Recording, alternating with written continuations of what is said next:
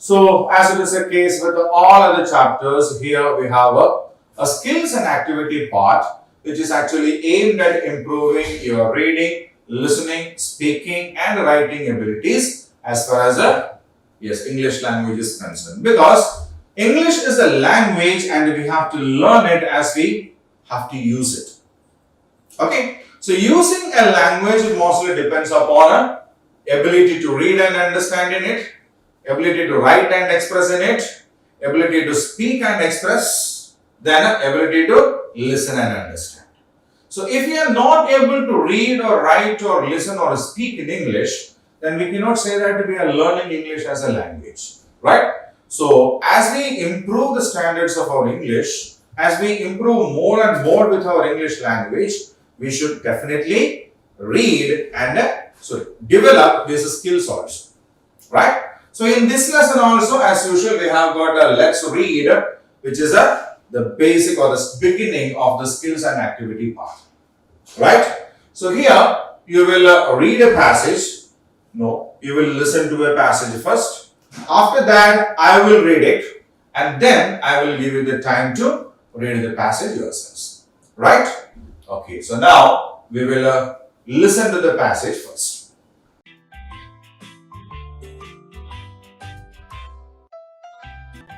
Read the following passage. Jawaharlal Nehru went to prison many times during India's freedom struggle. He wrote many essays and letters in those days. Once, he was at Dehradun prison in a very small cell. He was allowed, like others, to go for small walks in front of the prison gate within the jail compound. He loved the view of fields, mountains, and a public route. He thought that a prisoner enjoys such a view because he has been in prison for long. Listen to what he wrote. I love these outings, and I did not give them up during the monsoon when the rain came over in torrents, and I have to walk in ankle-deep water. I would have welcomed the outing in any place, but the sight of towering Himalayas nearby was an added joy which went a long way to removing the weariness of prisons. I could gaze at the mountains I loved. I could see the mountains from myself, but my mind was full of them, and I was well conscious of the nearness and secret intimacy seemed to grow between us.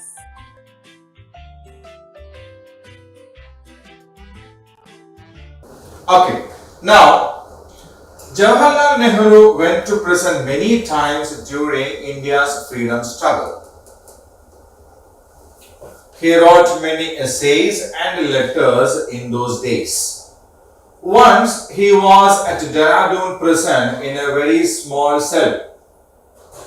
He was allowed, like others, to go for small walks in front of the prison gate within the jail compound. He loved to view the fields, mountains, and the public route. He thought that a prisoner enjoys such a view because he has been in prison for long. Listen to what he wrote. I love these outings and I did not give them up during the monsoon when the rain comes over in torrents.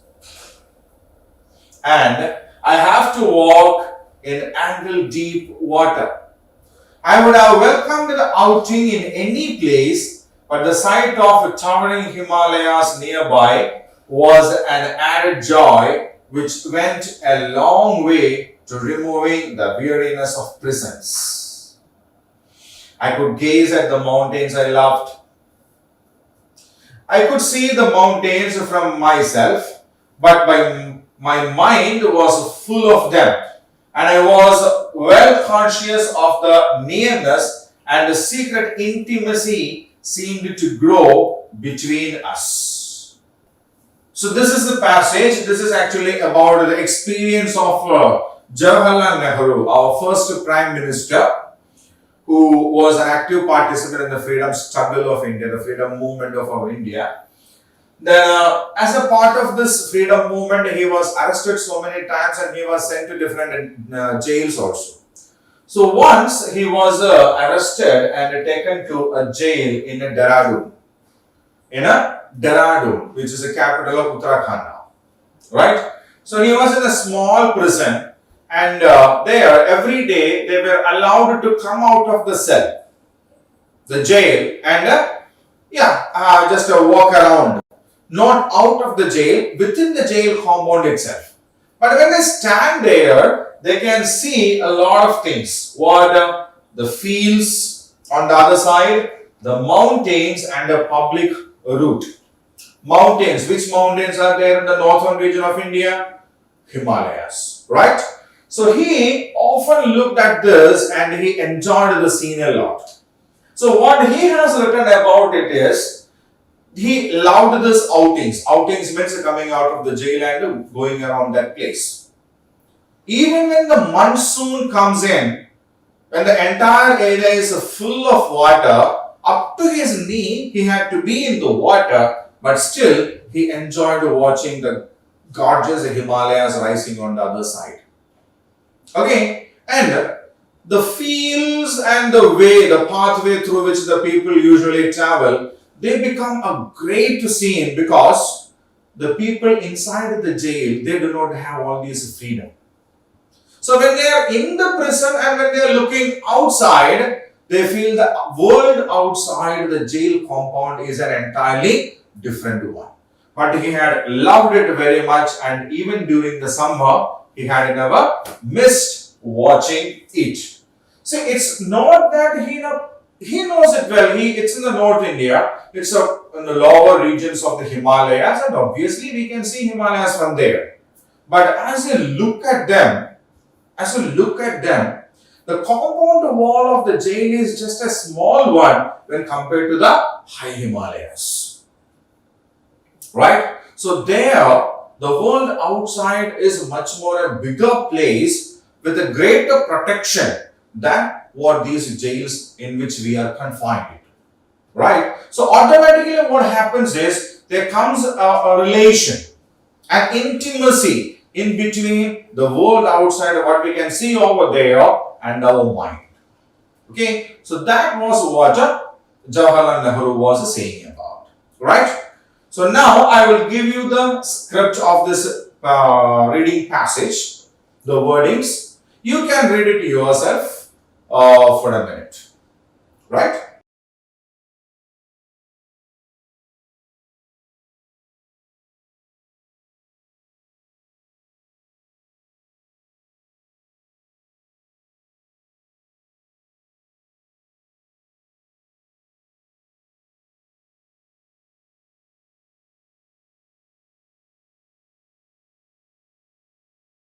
Okay. Now, we have got some questions in this passage, and we will do them one by one. Right? The first question: what did Jawaharlal Nehru love to watch when he went for walks, the outings? What did he love to watch? Jawaharlal Nehru loved to watch the view of fields, mountains, and a public route when he went to walks. So, what are the things? The fields, the mountains, and a public route are the three things that he loved to watch. Next question.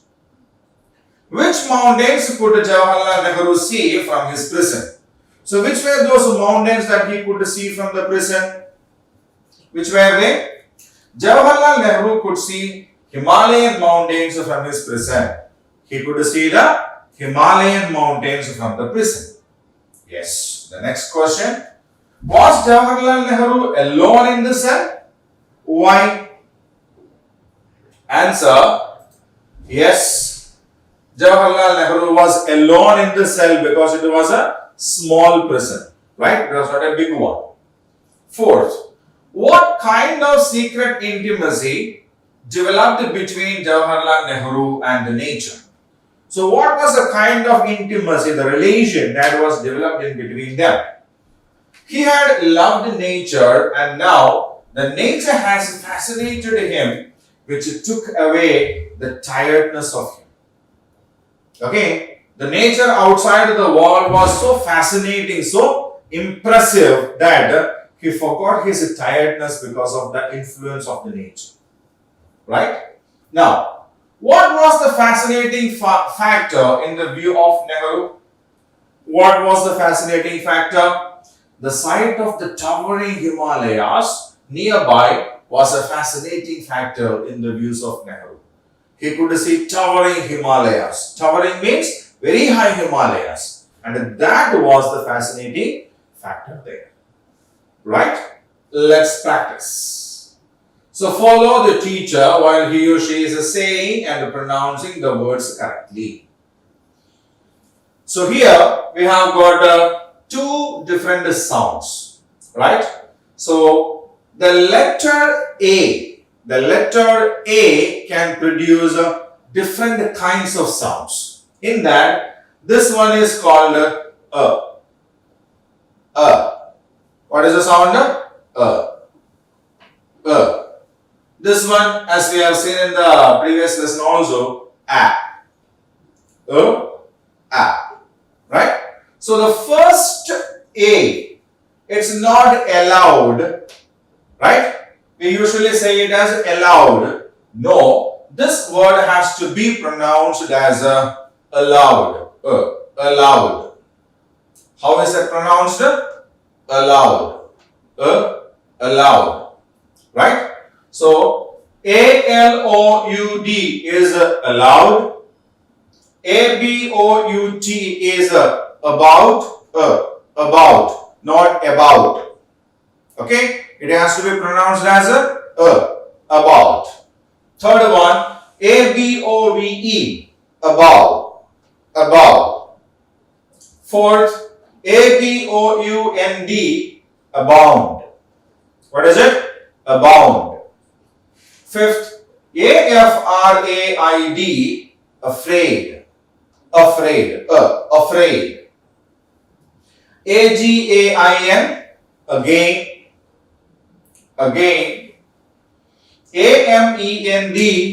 AMEND, ament.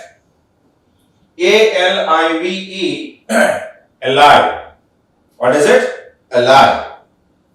So, allowed, about, above, abound, afraid, again, ament, alive.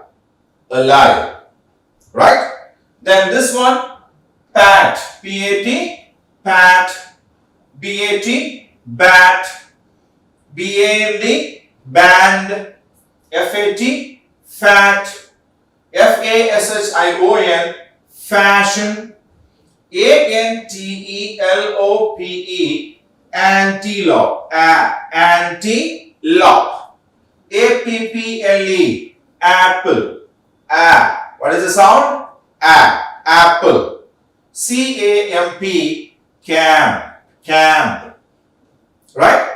So, allowed, about, abound, afraid, again, ament, alive, pat, bat, band, fat, fashion, antelope, apple, camp.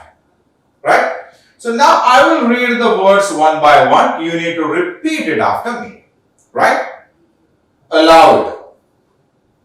Do not say it as allowed. That has to be pronounced as allowed. Allowed. About. Abound.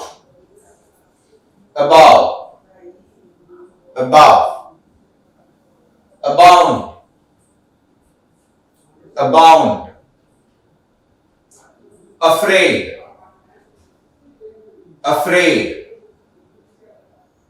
Again. Amend.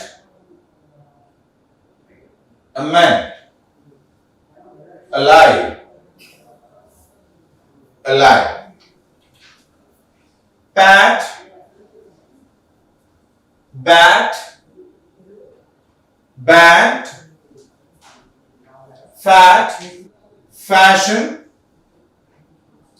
antelope, apple, camp. Right? Allowed, about, about, abound, afraid, again, ament, alive, pat, bat, band, fat, fashion, antelope, apple, camp. Right? So now I'll keep this window the same in front of you for another few minutes so that you can read it more. Read it carefully, spell the word, pronounce it perfectly. Do not pronounce A in beginning of those words. Okay? It has to be not A. Right?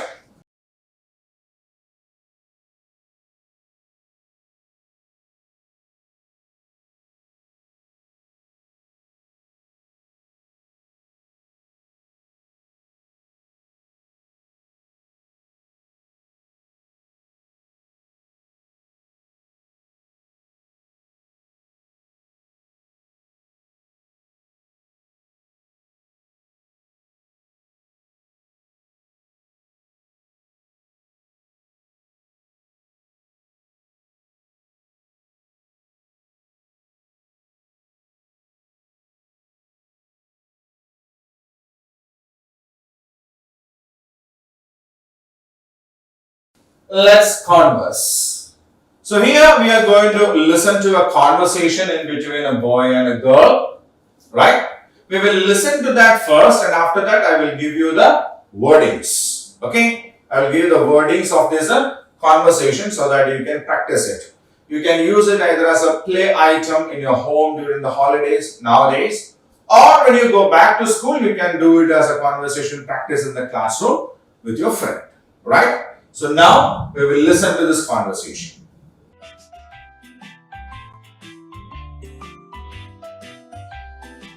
Let's converse.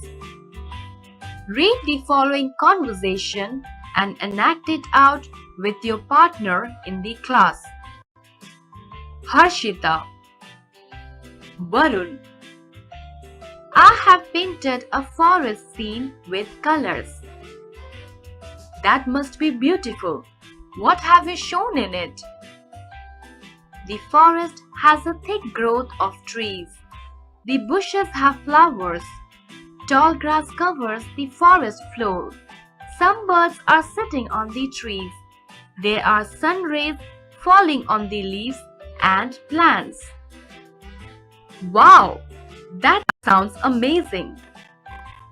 You see, nature is very beautiful, but it is not easy to capture its beauty on canvas. I have, however, tried my best to paint it with different colors.